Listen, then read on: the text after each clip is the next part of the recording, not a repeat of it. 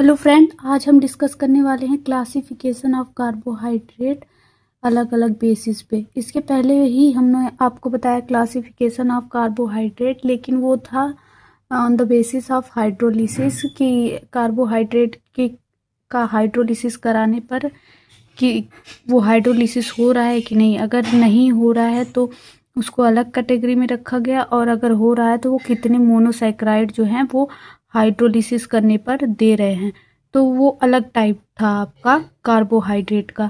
अब देखेंगे हम कार्बोहाइड्रेट का classification on the basis of functional group. Functional group के बेस पे कार्बोहाइड्रेट को कैसे क्लासिफाई किया गया। ये दो टाइप्स के होते हैं फंक्शनल ग्रुप के बेसिस पे, पॉलीहाइड्रोक्सी एल्डिहाइड और पॉलीहाइड्रोक्सी कीटोन। ये दो टाइप्स के होते हैं।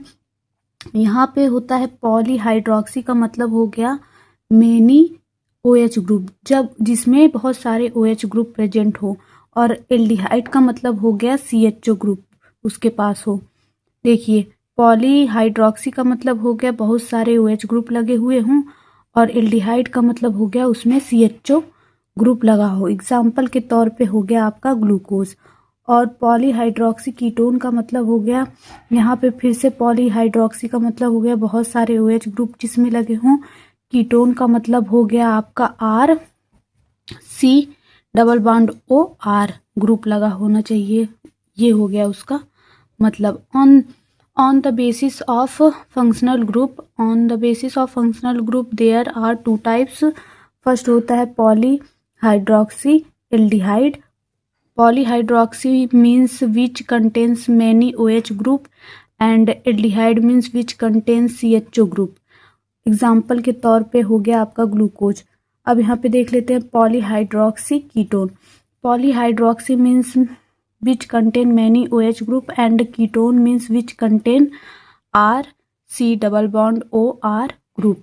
यहाँ पे एग्जाम्पल हो जाएगा आपका फ्रैक्टोज का। अब देख लेते हैं दूसरे बेसिस पे कैसे क्लासिफाई किया गया है। तो रिड्यूसिंग नेचर के बेसिस पे भी कार्बोहाइड्रेट को जो है वो क्लासिफाई किया गया है। पहला होता है नॉन रिड्यूसिंग शुगर, और दूसरा होता है रिड्यूसिंग शुगर। नॉन रिड्यूसिंग का मतलब हो गया जो फेलिंग्स एंड टॉलरेंस सोल्यूशन को रिड्यूस नहीं कर पाते हैं, उनको हम इस कैटेगरी में रखेंगे, नॉन रिड्यूसिंग शुगर की कैटेगरी में रखेंगे। और जो फेलिंग्स एंड टॉलरेंस सोल्यूशन को रिड्यूस कर देते हैं उसको हम रिड्यूसिंग शुगर की कैटेगरी में रखेंगे।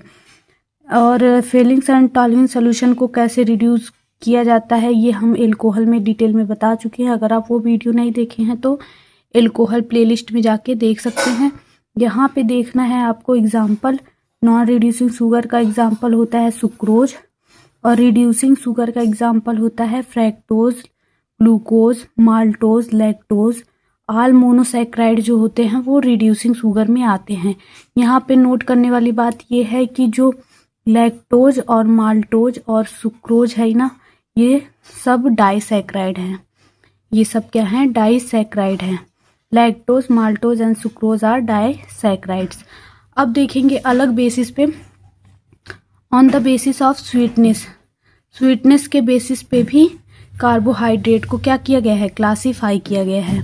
एक होता है शुगर और एक होता है नॉन शुगर। शुगर जो होगा वो टेस्ट में स्वीट होगा तो उसको हम शुगर की कैटेगरी में रखेंगे, और नॉन शुगर जो टेस्ट में उसमें स्वीटनेस नहीं होगा तो उसको हम नॉन शुगर की कैटेगरी में रखेंगे। सैकराइड वर्ड जो है वो लैटिन वर्ड है जो कि सैक्रम से आया है, जिसका मतलब क्या होता है? Sugar. Saccharide comes from A Latin word sacrum which means sugar. इसका मतलब क्या होता है? शुगर होता है। अब आगे देख लेते हैं इसका नॉमेनक्लेचर कैसे करते हैं हम लोग। Naming of carbohydrate. कार्बोहाइड्रेट का हम नेमिंग कैसे करेंगे? अगर कार्बोहाइड्रेट में 3 कार्बन होंगे तो उसको ट्रायोज कहेंगे, 4 कार्बन होंगे टेट्रोज कहेंगे, 5 होंगे पेंटोज कहेंगे, 6 होगा तो हेक्सोज कहेंगे, 8 होगा तो हेप्टोज कहेंगे, 7 होगा तो हेप्टोज कहेंगे, और 8 होगा तो ऑक्टोज कहेंगे।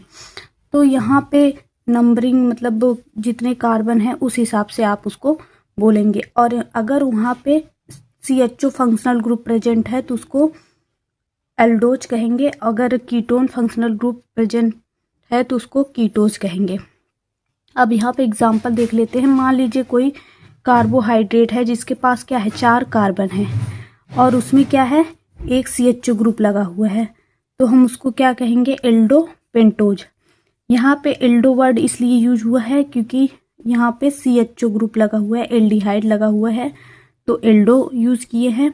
और 4 कार्बन तो उसके पास है ही, एक कार्बन उसको कहाँ से मिल रहा है, एल्डिहाइड से मिल रहा है, तो हो गया 5 कार्बन। 5 कार्बन के लिए हम यूज करते हैं पेंटोज, तो इसका नॉमेनक्लेचर ऐसे करेंगे। अगर मान लीजिए आपके पास 5 कार्बन है, 5 कार्बन है और एक कीटोन ग्रुप है, तो हम कहेंगे कीटो हेक्सोज। देखिए 5 कार्बन तो है आपके पास और एक कार्बन आपको कीटोन से मिल रहा है, तो हो जाएगा 6 कार्बन। और 6 कार्बन के लिए हमने आपको बताया कि हेक्सोज यूज करते हैं, और कीटोन फंक्शनल ग्रुप है इसलिए वहाँ पे हम लिखेंगे कीटोज।